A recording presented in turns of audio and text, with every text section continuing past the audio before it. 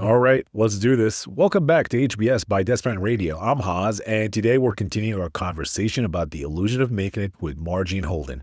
This is part two of a very good episode. You won't want to miss it.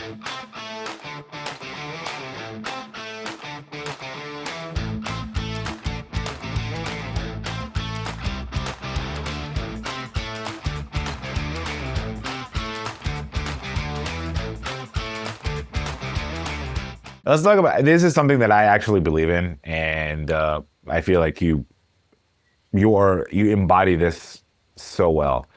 Mental fitness and emotional intelligence are non-negotiable. Would you agree to that? Right. Yes. And I don't claim to be the most intelligent person, right, at all, because I'm usually not the most intelligent person in the room. However, emotional intelligence for me, because I've trained to read the emotional impact of somebody's signature, right, and their imprint, and worked with so many people in those states of emotion, when you can kind of break it down and go, okay, here's the emotion around it, which is all valid and true and correct, and it's good. It's not right, wrong, bad. The other, it's the emotion you're truly feeling. However, what's the actual situation? What's the story you're making up around it? Yeah, and you heard me say earlier, I look at therapy, self-help books, people like you that I admire in what you do as part of my not just emotional intelligence, but my emotional and mental well-being, because it's like working out. I recently lost a lot of weight. I also eat better, go to the gym, and I feel like if you don't have that proper mental wellness and with the proper physical wellness, something is going to give up on the other one. It's going to be imbalanced and something's going to give up. So that's my personal view on it. Well, I mean, yeah. And the physical fitness, I mean, there's so many studies. Like, anyone can go research the studies and the benefits mentally of physical activity, no matter what it is, even if it's just walking, walking gently in nature. That's how it started. Yeah. Lifting weights.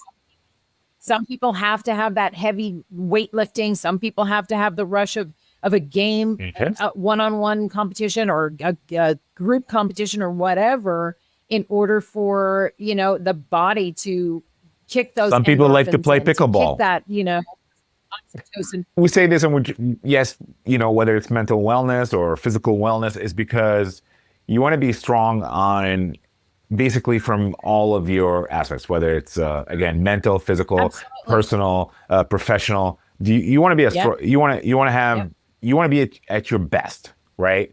So I want to talk about why do strong people, and I felt this myself, and I recorded a couple of episodes before with some friends and by myself about this topic. Why do strong people get burned out easier or faster? Because we think we're resilient to it. Because if it's something that if you're the one who carries the load and has carried the load, like this is only something I'm going through right now, you're expected to carry the load, or you do carry the load, or it just happens to be that you're the rock for everybody else. That energetic weight is huge, and our nervous systems only have capacity to hold so much unless you have figured out how to upregulate your nervous system and your capacity to hold. And there are very few processes for that, for that capacity to increase that capacity. I particularly, I can hold a lot if I'm in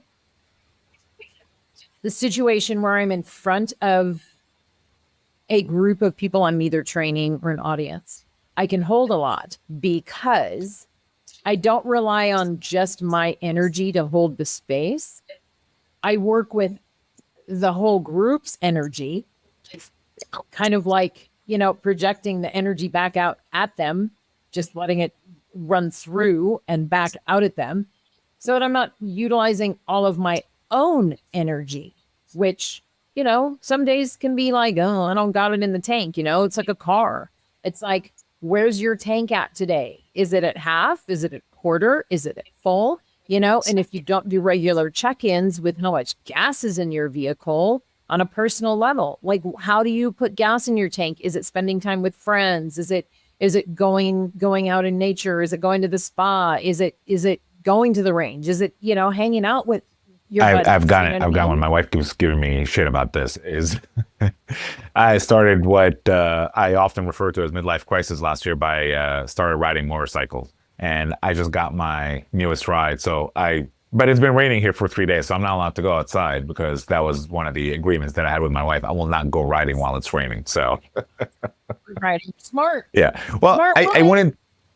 That's why I But married her. That's why quicker. she's, you know, she's my. I always say she's right. my power source. Her and my kids. That's right. Yeah, that's so awesome. You know, and if I can offer a reframe of the midlife crisis based on one of my mentors, who's Alice Nartham, phenomenal. She studies men. And she's like, when men go through this transition period, oftentimes it's, you know, it's called by society a midlife crisis, because when things start shifting for men who have been the rock, who've been solid, who are taking care of the family, who, when they start going through what she calls this period of going from, you know, from that prince stage into their king, and their king stage of where, like, okay, my kingdom is built, like everything's solid, like boom, there's a transition period. And it's usually that oh, I'm the midlife crisis, but it's a crisis for everyone else because the behavior of the man changes, not because they're like, oh, I need something else to reinvigorate my spirit, to reinvigorate that connection with that younger version of myself who was so go-getter and this and that, to balance out. Now I'm moving into this more sovereignly, more sovereign space where I can kind of sit on my throne, look at everything I've created, and now I'm going to redirect my energy.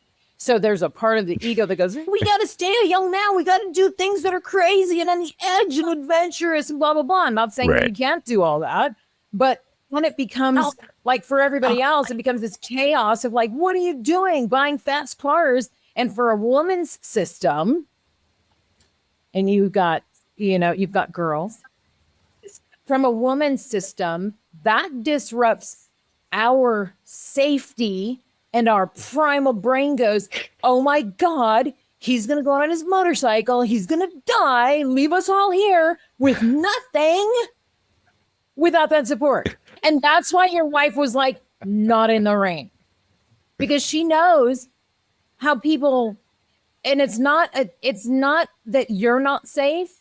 It's that other people don't have that safety for your life, because they don't know your world. And then a lot of times they don't care. And you're in Nevada, right? Yes. You're in Nevada. So it's like, it doesn't rain a whole lot, just like Southern California. So when it rains, like, I come from extreme weathers. I grew up in Colorado, I was born in Minneapolis, snow, raised in Colorado, snow, rain, yes, lived a lot of my life more than half of my life in California. But when I first got to California and it was raining, I was like, it is the funniest thing in all of Southern California when it rains.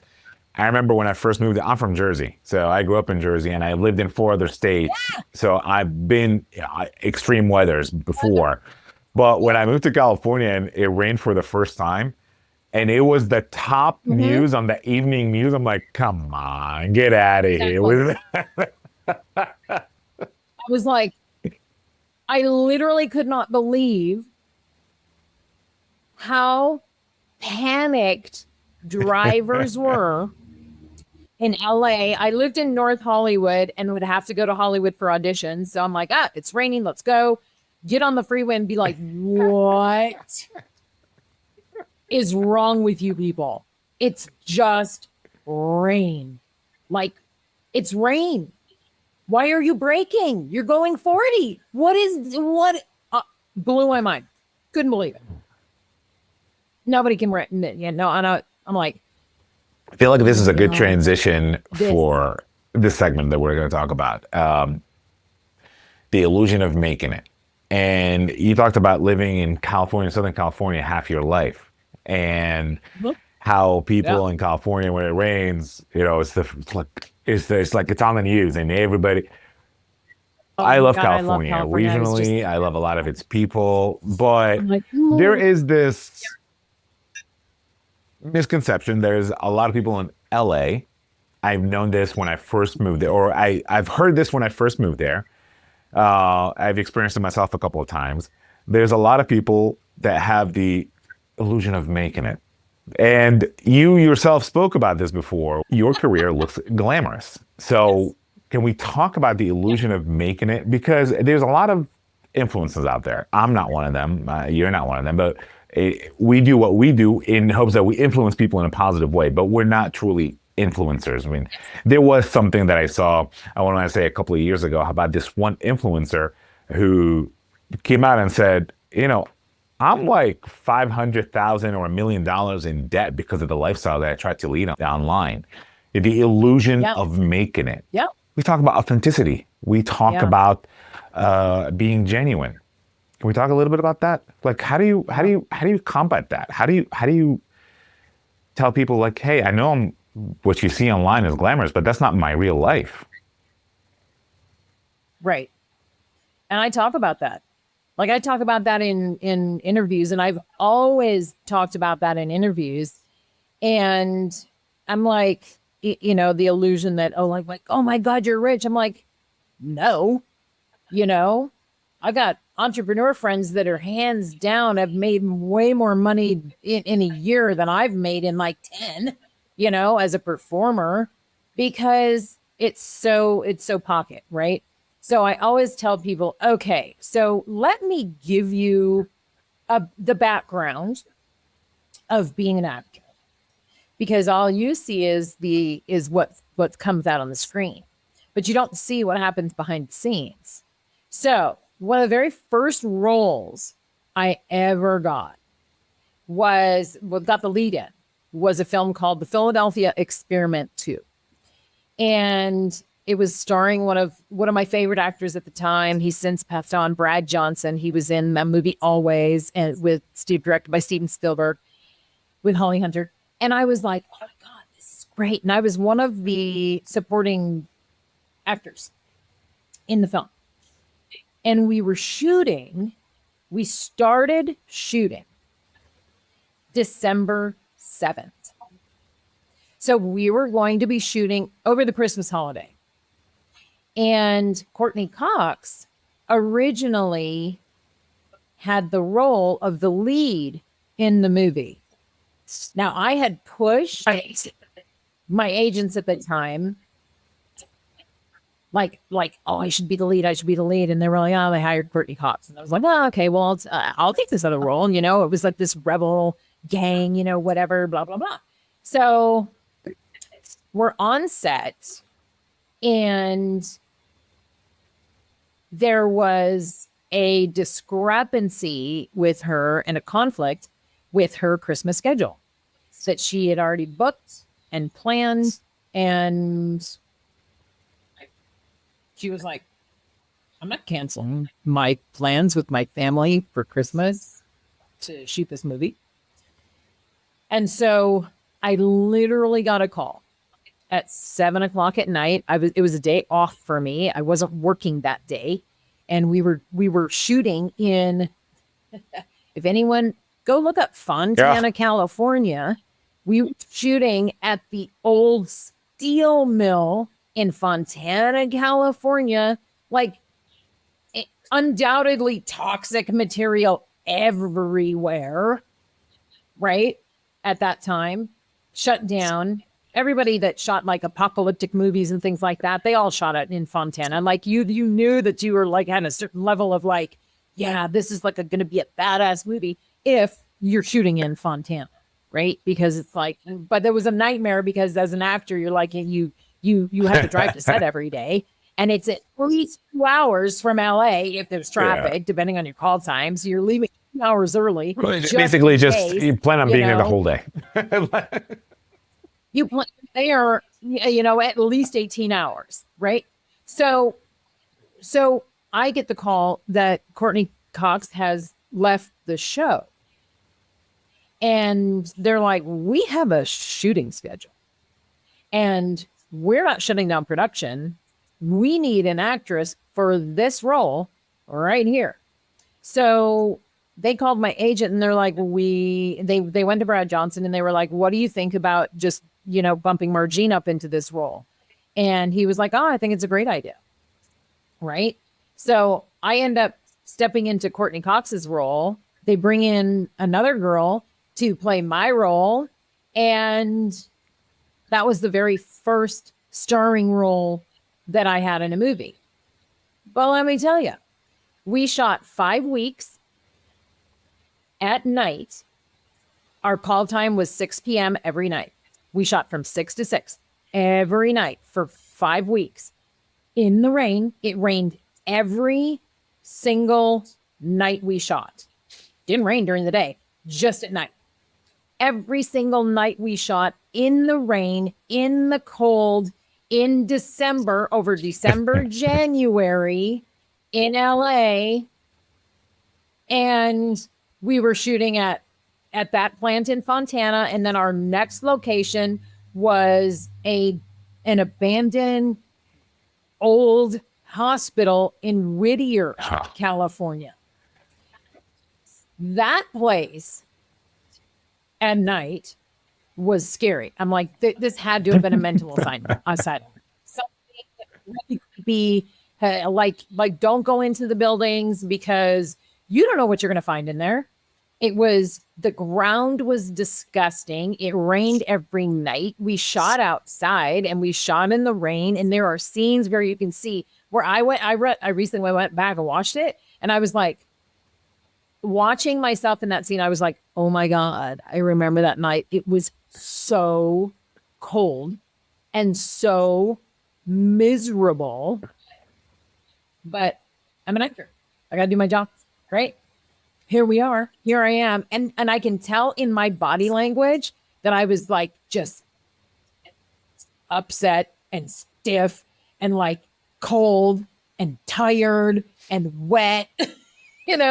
That's the glamour part of the industry. I think people don't understand that we may look like we have our shit together, which for the most part, I think we do. But it took us a while to get here. We had to go through a lot to get here. I talk about being happy in my life with my family and my wife, but a lot of people don't know that, or maybe some people do, is that this is my third marriage. So this is the healthiest relationship I've ever been in. But I had to go through a lot to get here. I have full custody of my daughter. But I had to go through a lot to get here. I am exactly where I want to be in life as far as professionally. I'd like to get there even further, but you don't know what I had to go through to get here. Exactly. And that's just it. You don't know people's journey, and everybody has a unique journey. And that's something that I've been really, like, all my posts on LinkedIn for the last 9 months have been about this one particular subject of your unique journey. Like, your journey is your journey.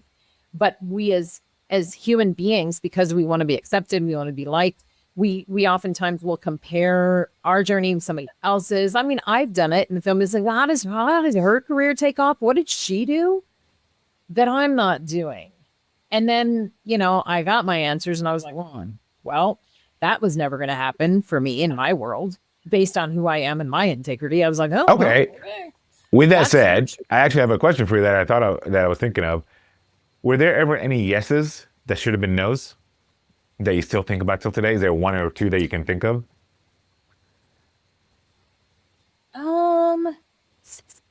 Yeses that should have been nos. Not out of everything that I did. Not really. You know, there were, when you're young, they always want you to like, oh, go do this and it'll never harm your career and blah, blah, blah. And there were a couple of those that was like, oh, it's a little questionable, but nothing, super damaging. But there were more in my situation for me, for what I think, there were more no's that. That's really powerful. Can you tell us a little bit more about that one? Is there one that comes to mind? The Scorpion King. And I told that director when I met with him, because I had my call back. I mean, that role, very physical, riding horses, warrior, swords, all the stuff that I had been working on, martial arts, this and that. My audition was solid. I was like, for once, I'm auditioning for a role that is so perfect for me. And I'm so grateful. Thank you. And I thought, hands down, I'm getting this role because it was me to a T. And they hired someone else because she had more of a following from her athletic career. And she couldn't act. God bless her. She got the role. But for me, I was like, when I saw it, they cut most of her stuff out. And I was like, wow. That and the role, and there was a role in the Bruce Willis movie Hostage. Grateful for the role that I did have. I had a really great role as one of the cops. Most of my stuff got cut out and is on the DVD version of it as the extended scenes. They're all my scenes. But there was a role of the police captain or something, the head of the whatever department, and I was like, that role should have been mine, because they ended up cutting out most of her interaction with Bruce Willis because she just wasn't as strong as him on screen. Whereas when you saw my stuff with Bruce Willis, it's like it was an energetic match. There was a match. Yeah. There was a match there. Right. And that's not being cocky or anything. There's just knowing who you are and what you can offer. Going back to talking about toting the line and between cocky and confidence, and talking about how people can feel authentic, genuine vibe versus bullshit. I truly believe that if you are embracing your knowledge and embracing your superpowers, as you'd like to call it, and you truly believe it, it's going to come out naturally that you're being authentic, that you're being genuine. So nothing about what you just said right now, and maybe because we're friends, it sounded to me like you were bragging or you were being, or you're full of shit. Right. No, this sounded genuine. You say you and Bruce Willis had a connection, and the scene was fire because you felt it, right? So I truly believe that. We're about to wrap up, so I want to do like a fun little segment, like rapid fire, right? So we'll do BS or not. Okay, so let's talk about the first one. Leaders are born, not made. There's a certain level of leadership that you are born with, and it has to be developed, because you can be a very good leader, but without the development of it ever growing and you gaining more in the capacity of being a leader, even if it comes naturally, because I would say that even for myself. It's like I'm a natural born leader. However, I've worked really hard at expanding my capability to lead. Yep. You know what I mean? So it's like kind of that's a double-edged sword. I'm going to go diplomatic on that one. I'm going to say, I believe everybody's born leader, but many of us don't know that we have it in us. And it's for people like you and I to show them that you are capable of being a leader. Okay. I have a different perspective, just based on the superpowers, because not everybody's meant to be in the leadership vision role. They can take leadership in their role or their life. 100% agree with that. Yeah. in their Like, role in I their will life. never be a CEO of a Absolutely. Fortune 500 company. It's not something that I desire. Maybe. It's not something that I Right. don't know if I'm going to be good at. There you go. I know I can be the CEO of whatever I'm Yeah. doing right now. That I know Whatever you're doing right now. I challenge anybody that can do what I do right now at the level of love and dedication and commitment that I have towards this. So, Right. yes. So it's in alignment. You asked me when we first met, what's your superpower? I said, I help people become leaders without titles. Or teach them that you don't need a title to be a leader. So, Yeah. All right, next one. Fake it till you make it. Real or BS? Real. Just because, every one of my acting coaches has always said, fake it till you make it. And I guess it's perspective of what's making it. You know what I mean? What's making it? So would you say it's more like you're What does that faking mean? it? You're faking that confidence that you can do this role or this job or whatever. Are you catching up to the real part of that comment? Sometimes sometimes I'd be catching up to it because if I haven't had the experience of doing that certain thing yet, the only capacity I say I would never fake it until I make it is actually doing a study. Yeah, so there are certain boundaries, right? Like, don't fake that you're a There are doctor and certain perform boundaries. surgery. Because it's act as if. Like, that's how I would teach fake it till you make it, is act as if. You're going to act as if you're the world's greatest at X, Y, and Z. Not that you are, but you're going to act as if you are, so that the body can have the felt experience of like, oh yeah, I'm going to act like, that I'm the best MMA fighter on the planet. It may not be true, but I'm going to act like it. And if I get my butt wiped in the octagon, then there might be some work I need to do. Oh my God. But All right. yeah, I mean, that's a tough one in the acting. I feel like it is, there's some truth to faking it. It's not really much faking it. You are capable. You just haven't gotten to perhaps a level that you'd like to be at. But I go back to as far as like, don't fake being a doctor if you know nothing about medicine or being a surgeon. Work-life balance. Work-life balance exists. Yeah. BS or real? Yes. Real. Absolutely. Now, this is not me Absolutely. challenging you on this. This is me telling you what other people had said, and I actually disagree with them. There's a couple of people out there who are influencers who are actually very successful. I wouldn't say Elon Musk level or Jeff Bezos level, but they're pretty successful. And I follow a couple of them online and on Instagram and social media. Wow. And a couple of them say, no, that's BS. You should focus on your success, should focus on you have to prioritize this, prioritize that. And but there was one person that said, well, it's not balance.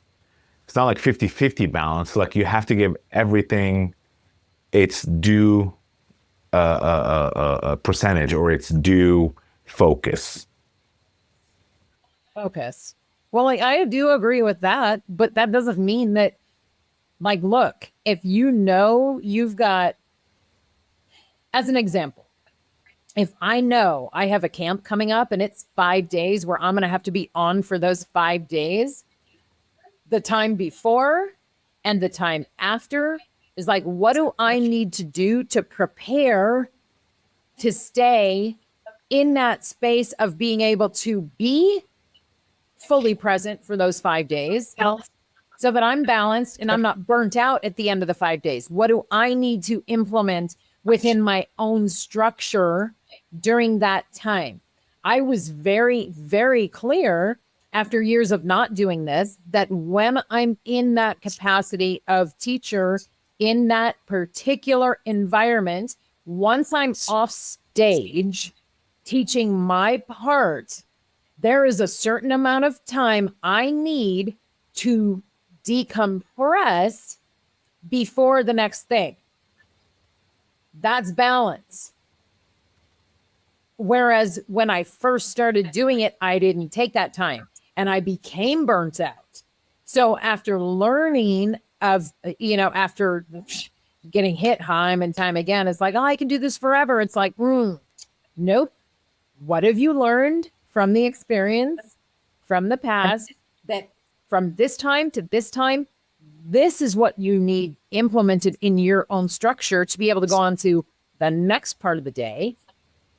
And then that next part of the day, then you're going to take the time you need over here to be ready for the next part of the day, and then at night, these are the things you're going to implement so that the next morning, when you're up at 6 o'clock again, you're at, if not 100%, you're at 90, as opposed to operating at 50% because you did not implement the protocols that will help you stay in alignment and balanced during this experience. Wow. Really well said. I love that. I love everything that you just said. All right, we're wrapping it up here with the next couple of questions. What almost broke you? This isn't what almost broke me. It's what did break me. Okay? Not listening to my own guidance when I knew I needed to. That broke me.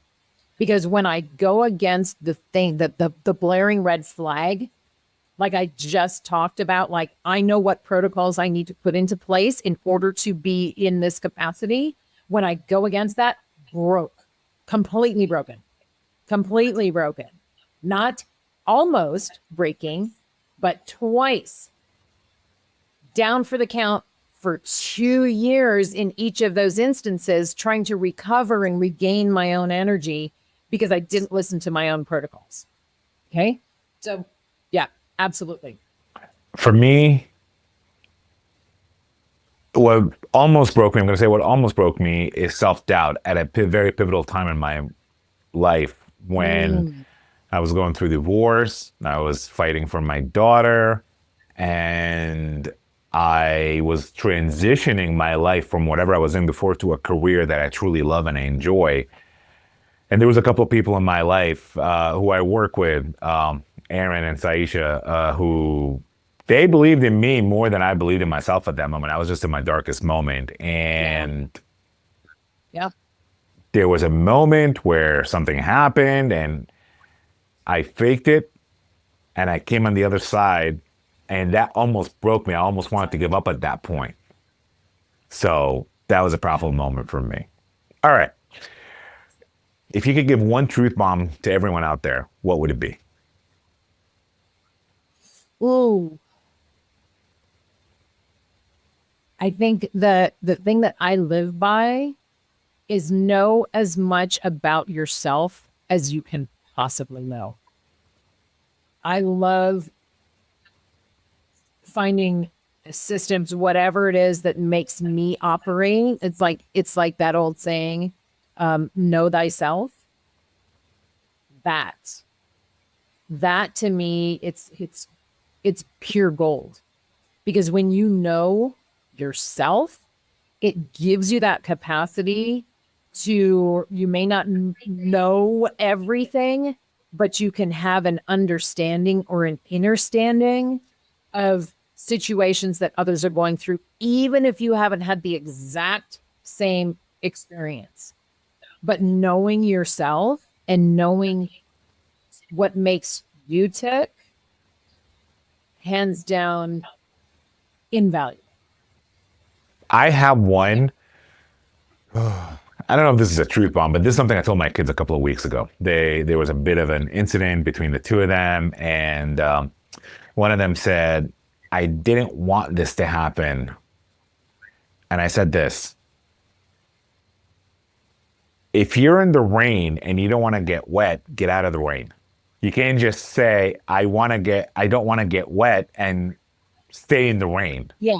So I guess, I don't know if it's a truth bomb or whatever. You are your own worst enemy. I'm pretty sure you've heard this before. The only person that's stopping you from succeeding and moving forward is you. No one else is doing it. That's right. No one else is doing it. Yep. It's that story in between these two things called the years. It's whatever's in here. Yeah. That's why mental wellness, health, wellness, it's like, get your mental game in order. It's like, ooh, these are the thoughts that are coming up. How am I going to navigate that and take responsibility for it? And when you take that radical responsibility for your own life, it's like that power that is in that. I gotta tell you, it's gonna be one of my hardest episodes to edit because I loved every single thing that we talked about, but we have to bring it down. Unfortunately, some stuff is gonna have to make it on the editing floor. Okay. All right. Any closing remarks before we wrap up? Awesome. Now, I am just so grateful, and just connecting with you has just been absolutely phenomenal. And I just appreciate you just recognizing that, whatever it is you recognize to want to actually have this conversation in the first place, because I love having these kind of conversations, and it's just like a space to be open and authentic and raw. And there just needs to be so much more of that, in the world. Believe me when I tell you, the feeling is more than mutual. I respect the heck out of you. I respect what you do. I respect your message. And it's very much in line with helping people. Yes, I'm an agile coach. Yes, I'm in sort of corporate world. I do this, but at the end of the day, the way this podcast specifically started is talking about why agile fails in the real world. And I have a personal connection with being agile and implementing practices that work for everyone. And this somehow turned into, how do we have a more positive impact on people out there? And it's around that time that we met. And I said, this kind of continues the message of that. How can we become better? We talked about a couple of things that just kind of, it triggered something in my brain about bettering yourself, believing in yourself. I worked with the VA as a contractor for a few years, and it was my way of giving back to the armed forces and my way of saying that job was very rewarding to me, by the way.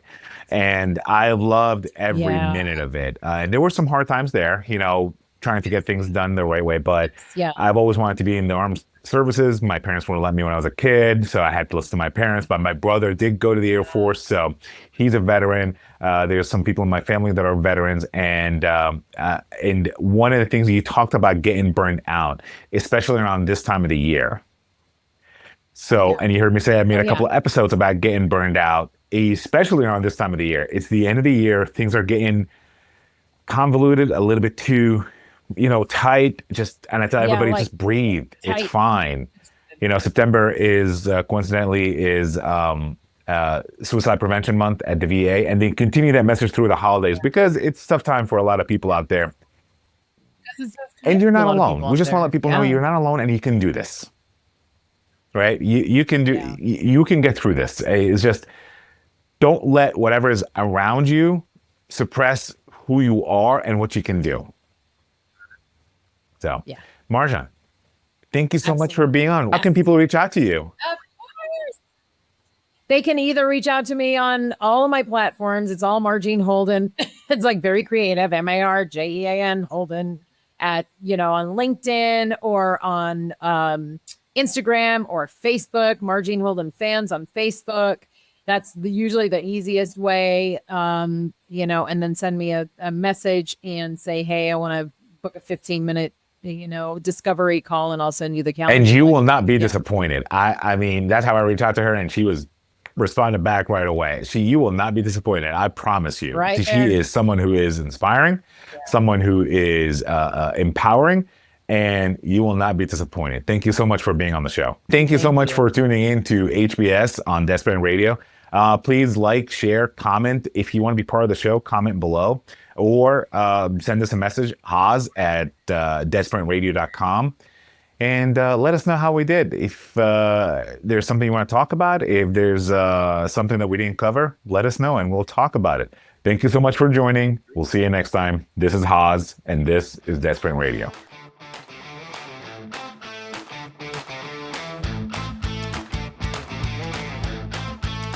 Well, no, I mean, it just depends on what you want for B-roll. I mean, you can love what I'm kind of shit, but I don't think you want. That's it. You know what I mean? That's what we're talking. It might not be the kind of stuff you want for your B-roll if you're asking me. Depending on the audience, right? That's right. It depends on the audience. Like, what are we going for here? You know, Oh, truly. man. All right. All right. Welcome back to Desperate Radio. Actually, let me do that one more time. From a woman's system, that disrupts our safety, and our primal brain goes, oh my God, he's gonna go on his motorcycle, he's gonna die and leave us all here with nothing without that support. But that's why we have life insurance on me. I'm just kidding. Right? I'm just kidding.